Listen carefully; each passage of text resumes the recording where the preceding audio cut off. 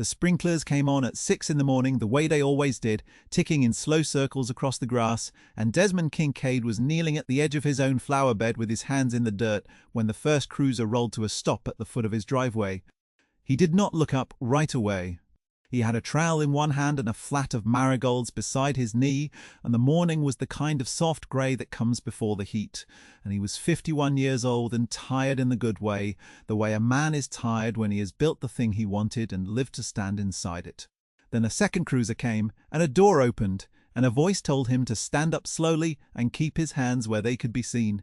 He stood up slowly. He kept his hands where they could be seen.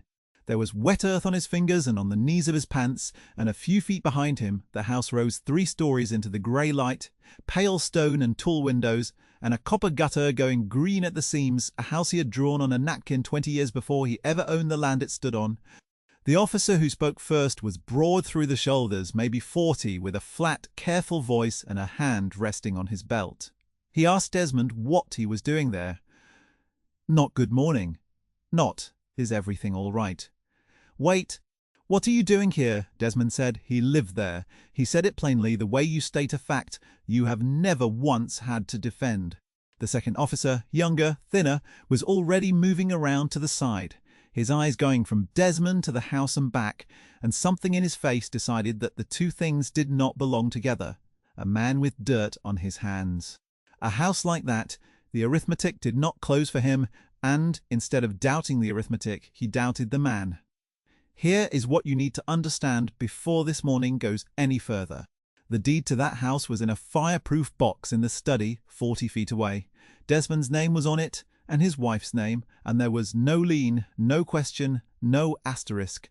He had paid it down to the last dollar 14 months earlier, and in 90 minutes he would be sitting on his own front step with steel on his wrists and his neighbour's porch lights coming on one by one, while a house he designed with his own hand stood behind him, saying, in every line of it, that they had the wrong idea about who they were looking at.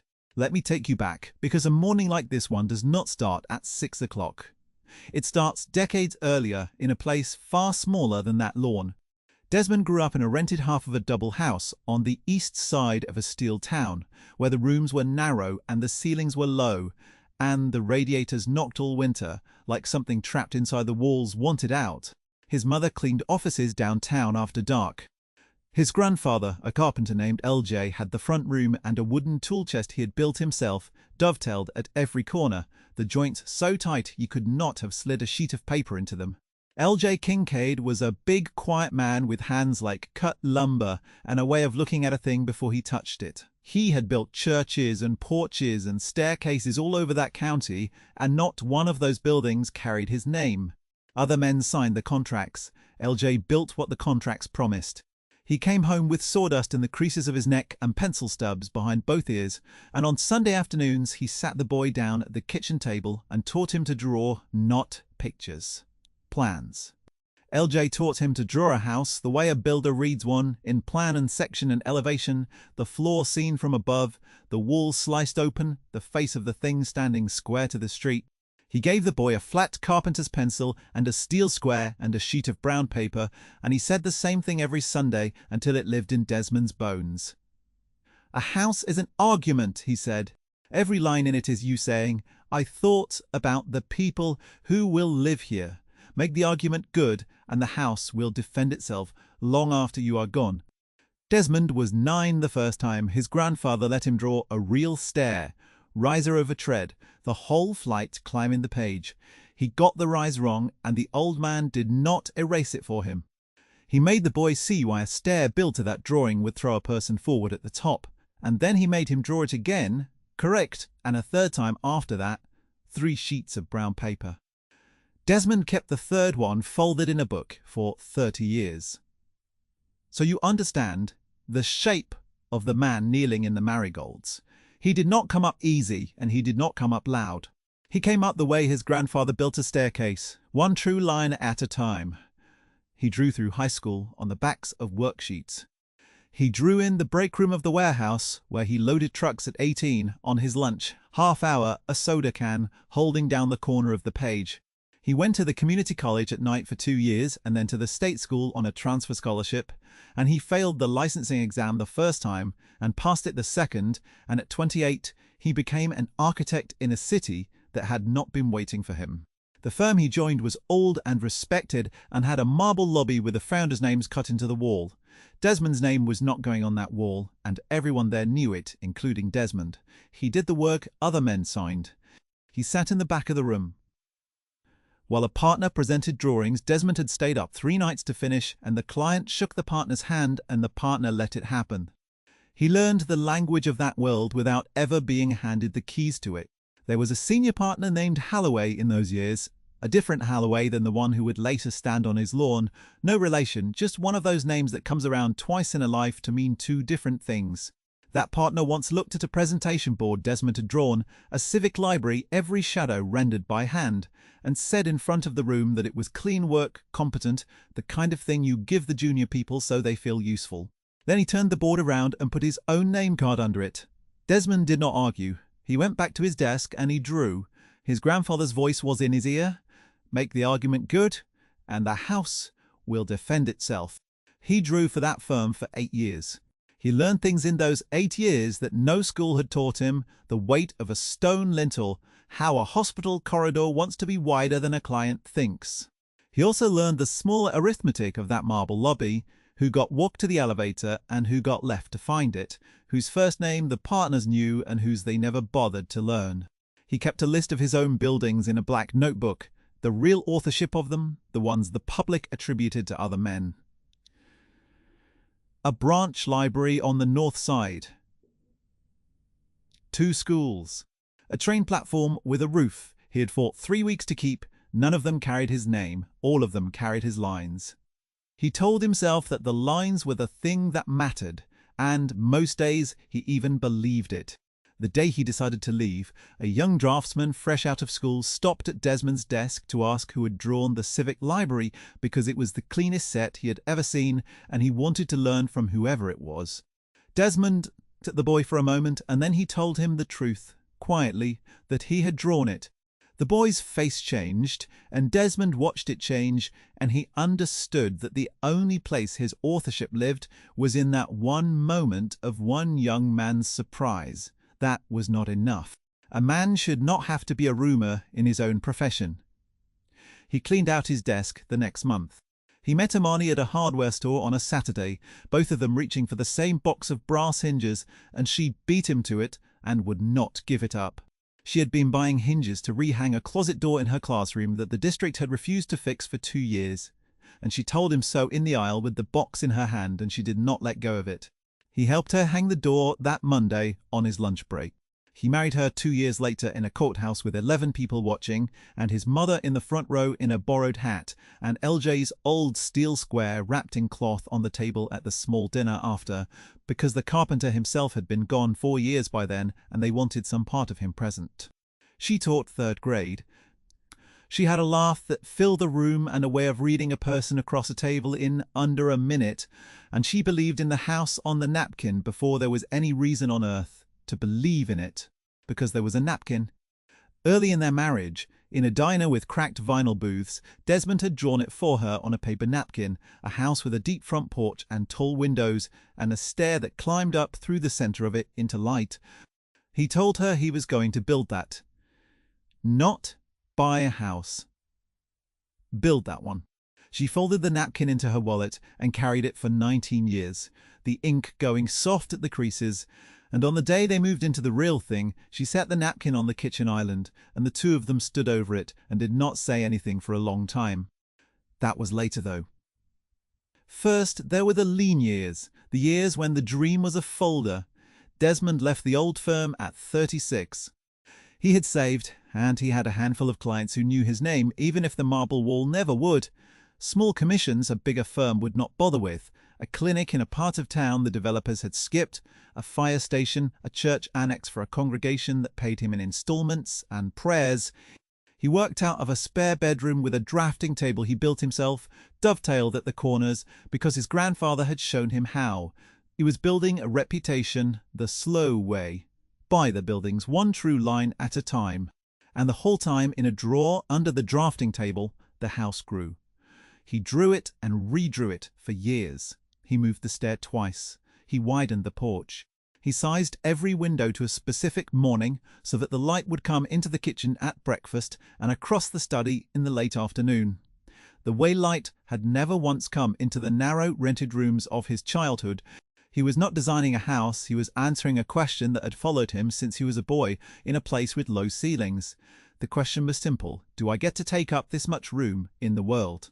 When the land came up for sale, an odd pie-shaped lot, on a quiet street where the old houses sat back behind big trees, Desmond and Imani had been saving for 11 years.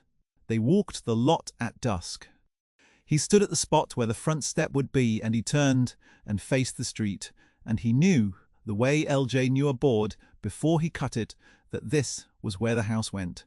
They were not the kind of buyers the street was used to. The seller's agent, a brisk woman with a clipboard, asked twice whether they understood the price, and asked once, with a small, careful smile, whether they were buying for themselves or for an investor. Imani's jaw tightened. Desmond put his hand lightly on her arm. They were buying for themselves, he said. They closed 3 weeks later. The check cleared. The lot was theirs.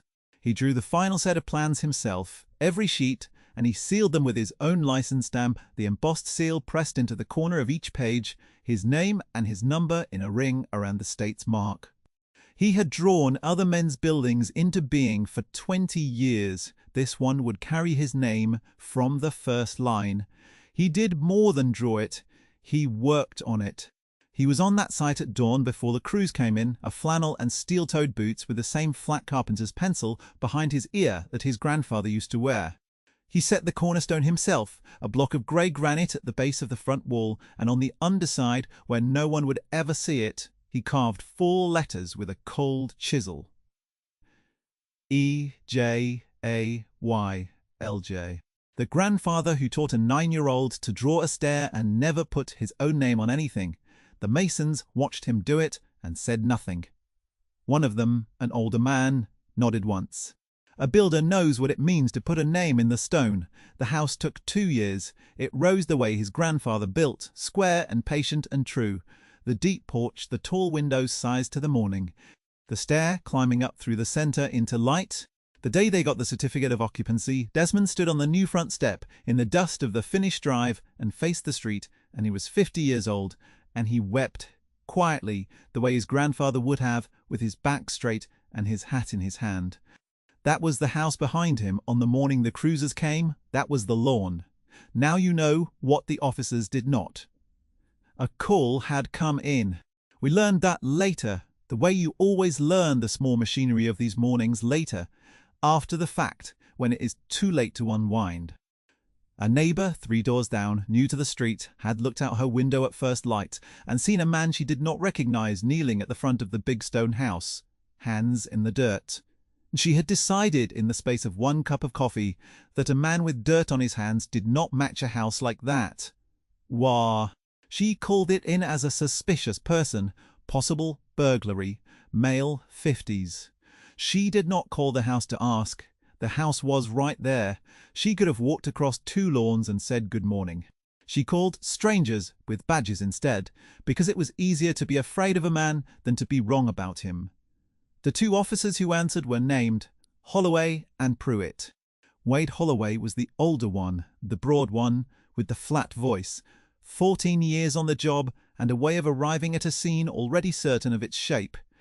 Tanner Pruitt was younger, 2 years in, eager in the way that has not yet learned the cost of being wrong.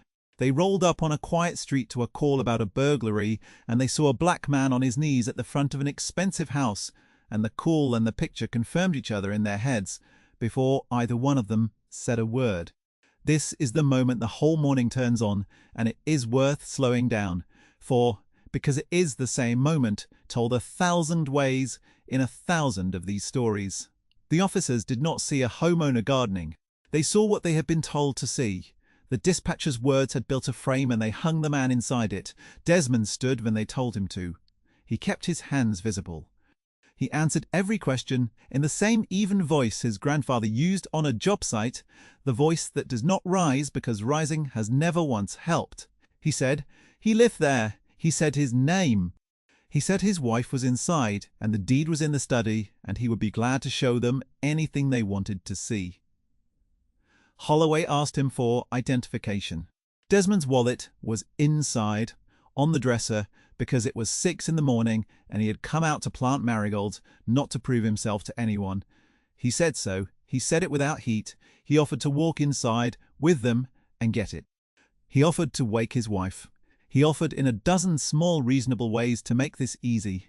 Every offer landed wrong. To a man already certain, reasonableness reads as a trick. Holloway did not want to walk into the house.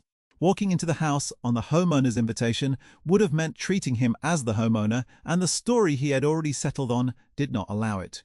So instead, Holloway told Desmond to turn around. Desmond did not turn around right away. Not in defiance, in disbelief.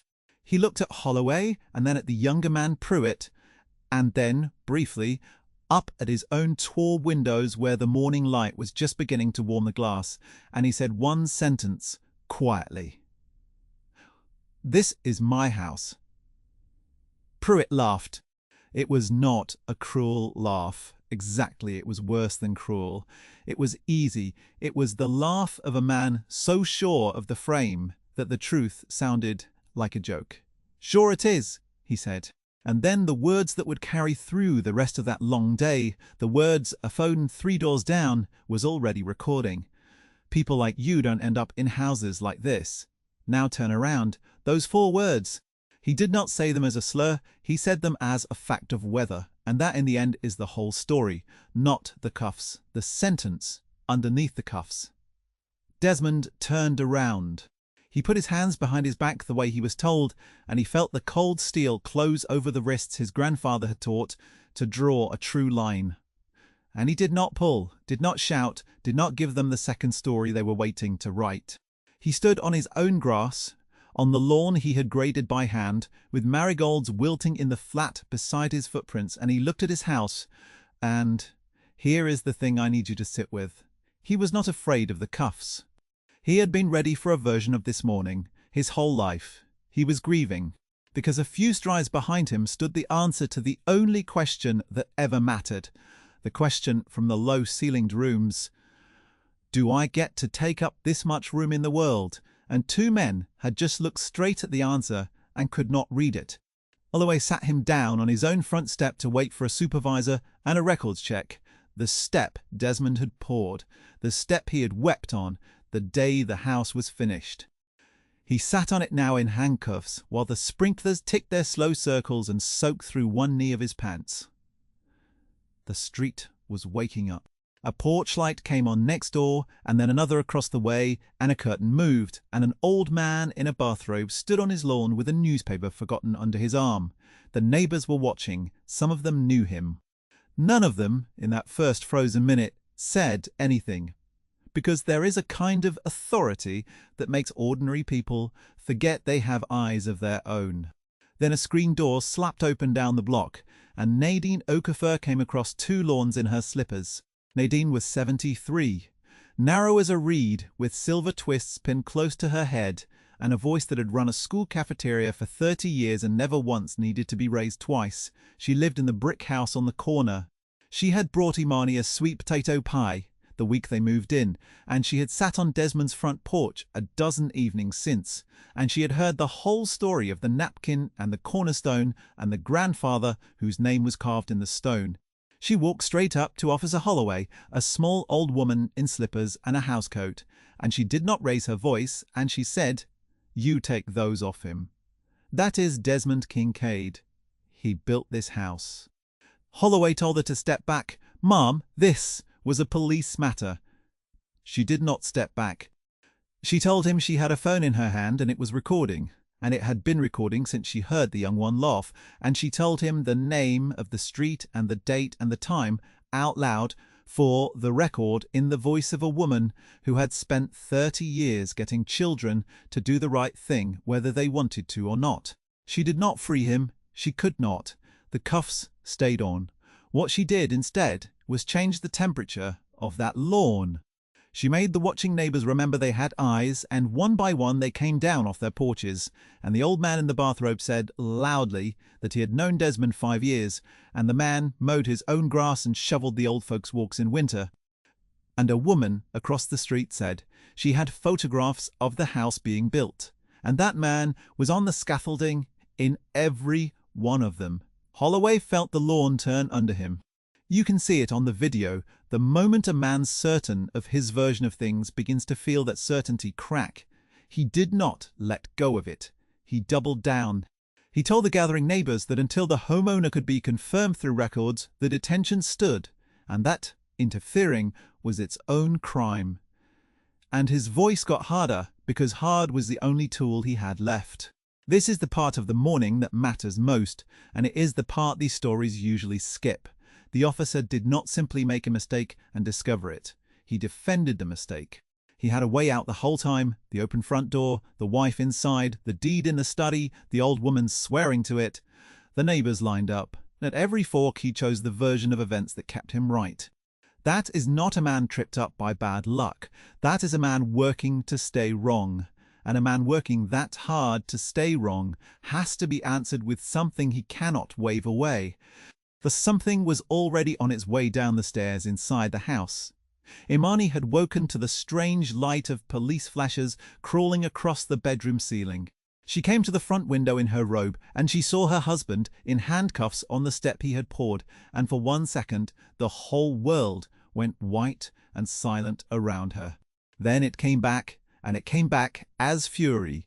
The clean, cold fury of a woman who has carried a napkin in her wallet for 19 years and will not watch the house on it be taken from the man who drew it. She did not run out screaming. That is not who she is, and it is not what the morning needed. She went to the study. She opened the fireproof box with the small brass keys she kept on the same ring as the front door. She took out the deed and the certificate of occupancy and the folder of sealed drawings with Desmond's license stamp embossed in the corner of every page. And she took one more thing, a thing that had been hanging framed in the front hall since the day they moved in. She walked out the front door of her own house with her chin level and her robe belted tight, and she came down the steps past the officers, and she did not hand the papers to Holloway. She set them down on the hood of his own cruiser, one at a time, like a woman dealing cards, and she named each one as she laid it down. The deed, she said. Both our names, no lien. The certificate of occupancy. The city's seal. The architectural plans for this house. And she turned the last item around, so the morning light caught the glass. It was a framed photograph. A man in a flannel shirt and steel-toed boots, 15 years younger, kneeling at the base of a half-built stone wall with a cold chisel in his hand, carving 4 letters into the underside of a granite cornerstone. Behind him, scaffolding and the bones of the house going up.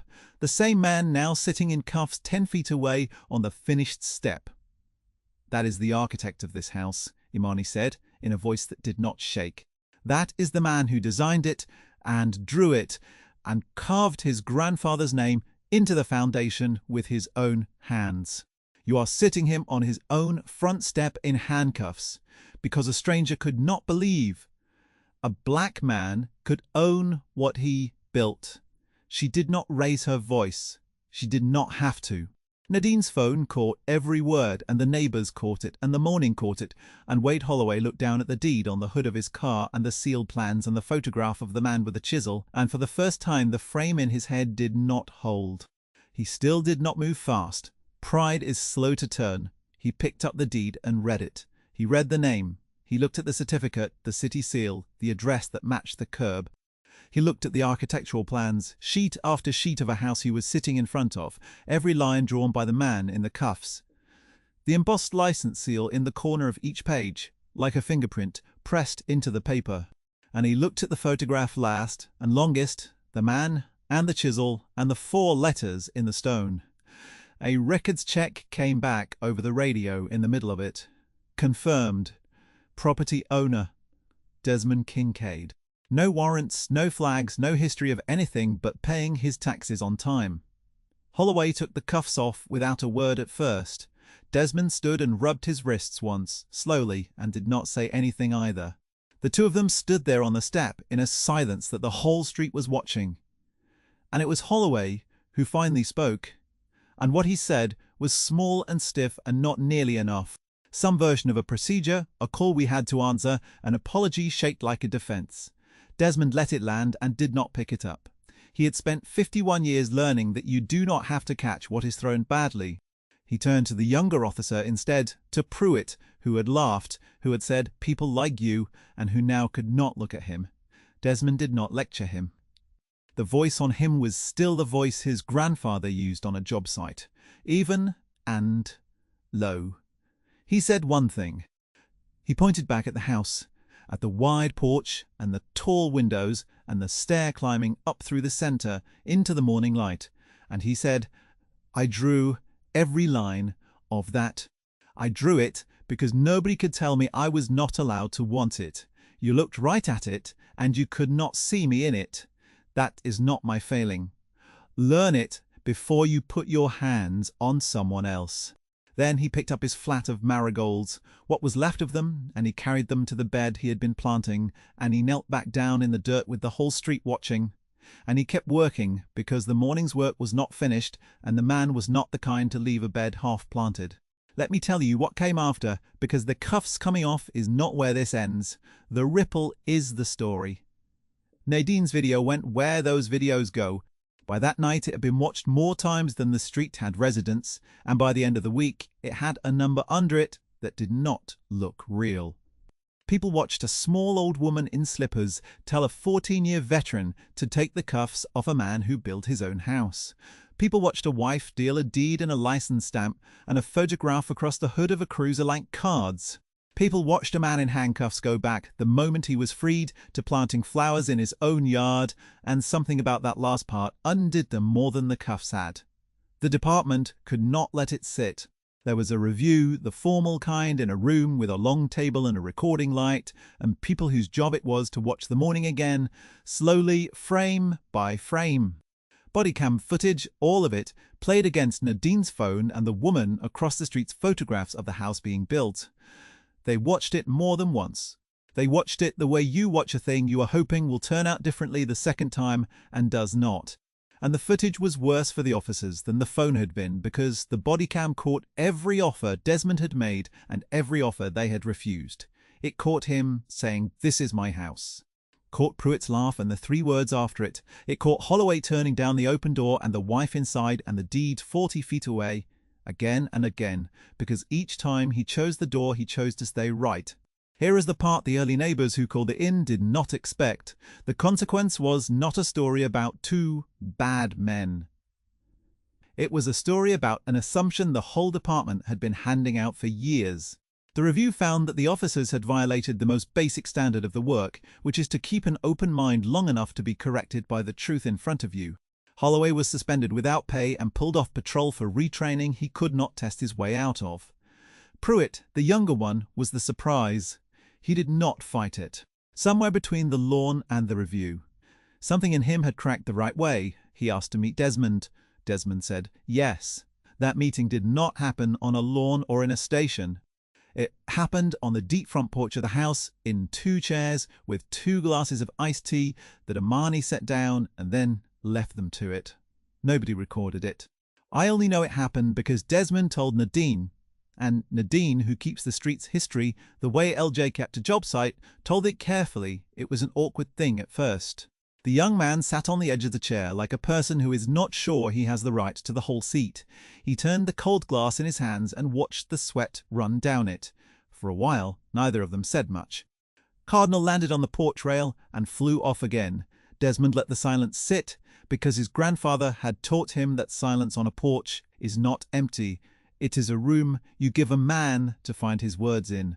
The young man said he was sorry, and he did not dress it up as procedure, and he asked how Desmond had stayed so calm. And Desmond told him about a carpenter named LJ, who built churches all over a county and never once got his name on a single one of them, and who taught a 9-year-old boy that a house is an argument. Every line of it you sang, you thought about the people who would live there. He told him about the cornerstone and the 4 letters carved on the underside where no one would ever see them, and he said, "My grandfather built 100 buildings, nobody let him sign. I built one and signed every line, and a stranger still could not believe it was mine. So you tell me which of us was the problem." The young man did not have an answer. Desmond did not need him to. They drank the tea. Before Pruitt left, Desmond walked him to the front wall and showed him the cornerstone, and crouched and ran his thumb under the lip of the granite where the 4 letters were, and let the young man feel them in the dark with his fingers. EJAY. The young man knelt on the grass where he had once stood over a handcuffed man, and he ran his fingers over a dead carpenter's name in the stone, and he was quiet for a long time. There is a thing the neighbor who made the call learned too, and I want to be fair to her because the easy ending would skip her. She watched the video like everyone else. She saw what her one phone call had set in motion. And she did the hard thing, which is rarer than people think. She came to the house. She stood at the foot of the deep porch where she had never set foot, and she said she was the one who called, and she was sorry, and she had been wrong in a way she was going to have to think about for a long time. Imani wanted to shut the door. It was Desmond who came out onto the porch and stood at the rail and looked down at the woman, and after a while he said, "You could have walked across 2 lawns and asked me my name. The whole thing was 40 feet and 1 question away. Next time, ask the question." Then he told her the marigolds were coming in nicely if she wanted to see, and that was as much grace as the morning had earned, and it was more than most men would have given. The house in the end told the truth that 2 cops on the lawn could not read. Not because stone speaks, because a man had put 20 years of true lines into it, and his grandfather's name under it, and a wife's 19-year faith inside it. And when the moment came that someone needed proof that he belonged on his own grass, the proof was already built, sealed, stamped, carved, and standing 3 stories into the morning light. The argument was good. The house defended itself. Desmond went back to work the slow way, by the buildings. He took a commission that year. He might once have passed on a community centre in the same kind of low-ceiling neighbourhood he had come up in, and he sized every window to a specific morning so the light would come in across the children's tables at the start of the day. He carved nothing into its cornerstone. He did not need to anymore. His name was on the plans in the corner of every sheet in a ring around the state's seal, where his grandfather's name had never once been allowed to go. I asked him once on that porch whether he was angry. He thought about it the way LJ looked at a board before he cut it.